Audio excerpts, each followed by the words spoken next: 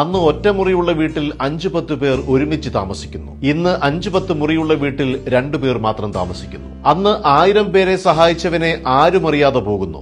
ഇന്ന് ഒരാളെ സഹായിച്ചവനെ 1000 പേരറിയുന്നു. അന്ന് അരച്ചാൺ വയറിനു വേണ്ടി നമ്മൾ കിലോമീറ്ററുകളോളം പോയി ജോലി ചെയ്യുന്നു.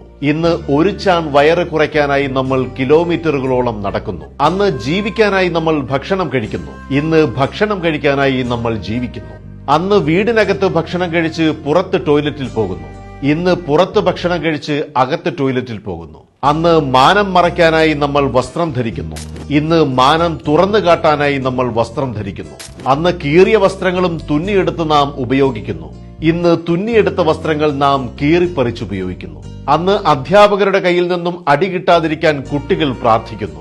ഇന്ന് കുട്ടികളുടെ കയ്യിൽ നിന്ന് അടികിട്ടാതിരിക്കാൻ അധ്യാപകർ പ്രാർത്ഥിക്കുന്നു. നാം പിന്നിട്ട വഴികൾ ഒന്ന് തിരിഞ്ഞു നോക്കാൻ ആരോ എഴുതിയ അർത്ഥവത്തായ വരികൾ.